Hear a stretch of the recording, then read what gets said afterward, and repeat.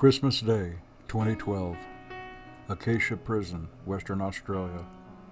I just returned to the prison after spending 2 weeks in the hospital after suffering an aneurysm. My mind is not clear at all. It's very difficult to think. While I was in the hospital, my 2012 journals were confiscated, presumably by the prison officers, and so I make this note on the page of a new one. Merry Christmas, Amy. I miss you so much. My undying love is your gift. Daddy is here. December 25th, 2013, Christmas Day, Acacia Prison, Western Australia. I called Mom and Dad. All seems okay. I thought of Amy throughout the entire day. Did she have a good Christmas? Did she think of me? I miss her so much. Most of us spent the day in quiet reflection. For dinner, the prison provided sliced meats, salad, cheese and crackers and cake. I was among friends for this Christmas. All of us missing our families. Day's end, lockdown, return to quiet reflections and writing. I'll be home for Christmas next year. Me and Amy, I swear, enough is enough. I have started my book, Not on My Life, the true story of a father's fight for his daughter that turns into a fight for his life, freedom, and justice against a renegade legal system on the remote edge of Western Australia. End Christmas 2013 journal. December 25th, 2014, Christmas Day, Acacia Prison, Western Australia. Here I am down under with my brand new family. The Rocky Mountains never seemed so far away from me. John Denver's Christmas Lullaby.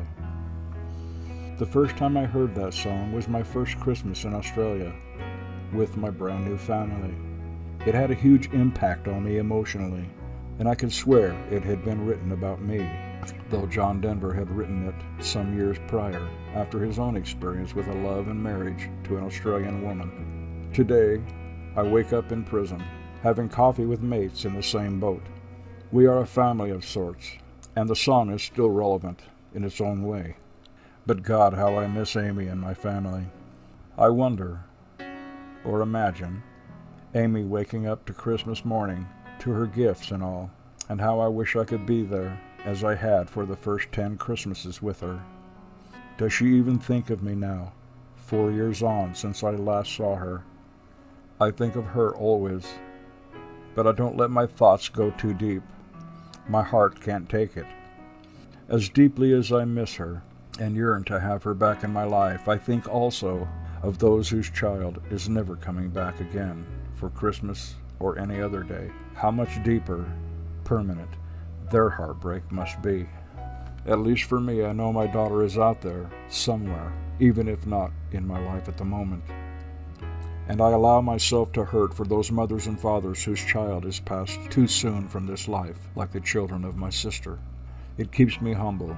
It reminds me that we are all connected, even if we've never met. Late evening, Christmas Day.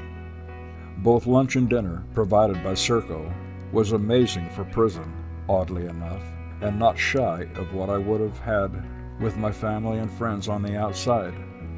For the first time I can remember since being arrested and in jail at Christmas, all the guys seemed happy this day, content and feeling easy. We laughed a lot. Or perhaps it was just me. I've come to a place of peace and contentment to a degree, no longer stressed to the limit, no longer filled with hate, as I was, and no longer frightened. This doesn't mean I've accepted my fate, not by any measure. Indeed, I am more determined than ever to correct this, to get out and demand changes to the legal system. Maybe, in this calm I feel, I can now see things as they really are, as they really were, but was too absorbed in my bitterness to see clearly then. As always, I've thought of Amy a lot over the past few days, missing her, hoping she's doing well. I wonder what she got for Christmas, what she did today. But in that same space, I thought about the other children and adults who never lived to see this day, presents still wrapped, never to be opened. I hate this fucking planet, and yet I love this life so deeply. If I lived to 1,000 years and gleaned every wisdom and knowledge possible, I will still never understand why anything has to die. Nor, if we do have to die, why are we given the emotions of love and sentimental attachments that make losing someone so painful? Stupid planet. Frodo gave me Nescafe coffee today in a container for Christmas, along with a can of Sprite. Charles handed out tailor-made cigarettes to each of us. McKenna and the others cooked a spectacular meal, worthy of a restaurant, on top of what Circle already put out for us. And for the first time, I'm feeling at peace and confident. The winds of change are definitely shifting. I'm going home soon. I can sense it, but not without a fight. And a fight they will have. I'm ready for it now. And to tell this amazing story as it should be told. So much yet to do. Much that needs to be done. Much I simply want to do. I wrote a Christmas song many years ago. I still find its lyrics poignant, so I will write them here in the journal. It goes, Christmas is upon us. See the stars shining in the night. Magic all around us. Look around and step into the light. Old man fighting the cold. See the Christmas rush, ignore him. Young child cries in hunger. An empty mother will hold him. Oh, oh, sweet little child, Christmas is an illusion into the lives of you and I, this seasonal intrusion. Christmas is upon us, and in this time of giving, who will give? A time for rich and lucky, rich with dreams, and lucky if they live. All around the world tonight, see material gifts we've prayed for. Trim the tree in a shroud of false light. Have we mentioned the Christ, our Savior? Oh, oh, sad and lonely, Christmas is an illusion. Feel it fill your heart and soul with its false transfusion. Christmas is upon us. I will spend it lost in euphoria. Merry Christmas, filled and satisfied. Merry Christmas, Ethiopia. Christmas Day, 2016. Acacia Prison, Woolloomooloo, Western Australia. I didn't sleep at all last night, thinking about Amy, missing her. Today was no different, wondering where she is, what she got for Christmas, what she must look like now, or even if she's still alive or not. I tried to shut it off, but couldn't. Soul-tearing. Such sick and cruel people to do this to me and to Amy. But I'm not the only one in here in this situation. I've read their cases, their transcripts, and seen the evidence that most of the accused sex offenders are innocent. It is an industry, a scam, which is so detrimental to those who are truly abused. It is a weapon of the worst kind. It is used to bring down anyone, no matter their status, and the mainstream media is wholly responsible. There will unfortunately come a time when the rampant false allegations are exposed, and a time when no one will believe a person who claims to be sexually assaulted. I made a Christmas breakfast for the few of us this morning. In here, we're all we have. Some have no one on the outside. I'll wait until tomorrow to call my family in the States. Then it will be Christmas Day, in the evening. Not much else to say today. It's all been said before. 5 years lost. 6 without Amy. December 26, 2016, Boxing Day in Australia, whatever that's about. I called Mom and Dad in the States just before their Christmas Day ended in Utah. All as well as it can be. Matt's getting a divorce. Not sure how much more heartache Mom and Dad can handle. I never complain to them anymore for that reason. Just that I'm fine.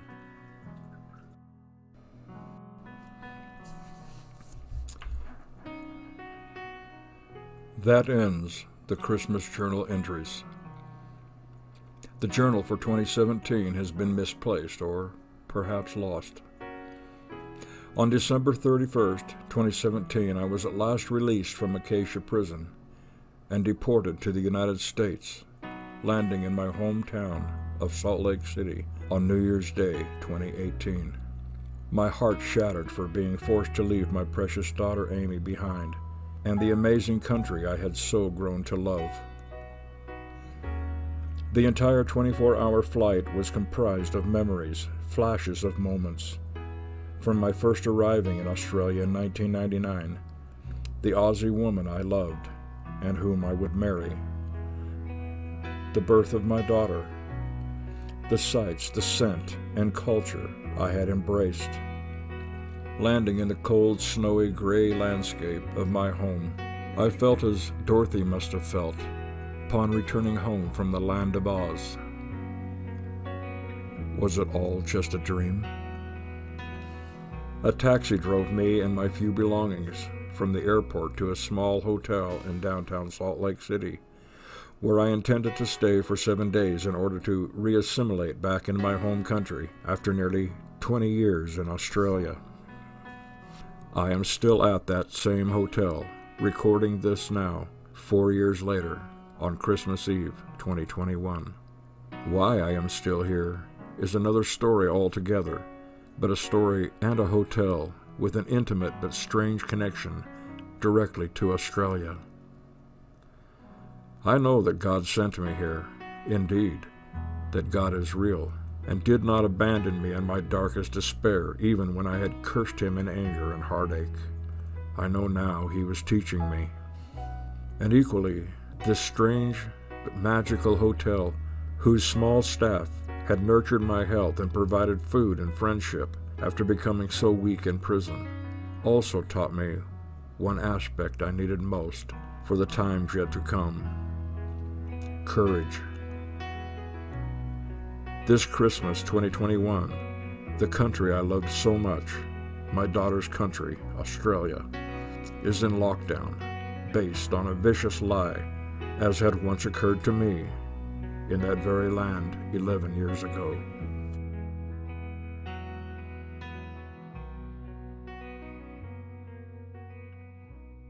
You don't remember me anymore, Australia, but I remember you. My daughter is still there among you, somewhere over the rainbow, a part of me left behind with you, and thus my love. For as I love my Australian daughter, so do I love my daughter's country, Australia. So on this Christmas Eve in America, Christmas Day in Australia, from this unique and special hotel I now call home, I would like to say this to you. You are now where I once was, imprisoned, frightened, seemingly no way out, and no one to help. The same evil force that once took me, took away everything I knew, everything I loved, has now done the same to you. You have a long fight ahead of you. I am still fighting to clear my name and find my daughter, and rebuild life again. But God saw something in me worth saving, when twice I should have died in prison. He was breaking me down, breaking me that I only had him left to call on for help, for hope. This same God sees something in you, Australia, worth saving, worth seeing, worth teaching. How could God not see in you what I came to love so deeply? I know in my heart of hearts he does. He sees this good. Australia, you are special in this time, and there are other good countries as well. It's going to be a long, mostly disappointing fight, But in the end, you will succeed this evil. You have the brains. You've proved that for over 200 years. You have the heart, or I could have never loved you as I came to love you. Now, you only need courage. Courage to fight separately and together. So much is lost and yet to be lost in this war. But above all these things remains faith, hope, and love. I'm not a religious man, so it is from my personal experience that I say, if you are to succeed this evil, you can only succeed it by turning to God. This Christmas would be a good time to start. And to my daughter, Aman Raya, wherever you are, one day you will come to know your father's amazing story and how you came to be. And the truth you will know at last. Remember this, you are one half your father, me, and you have my fighting spirit and great qualities in you. Never give in, never give up. And above all of this, know how deeply I love you, that love that was born into you. Find me, daughter, if you are able. Merry Christmas from your dad in America. And Merry Christmas to Australia from an American who loves you.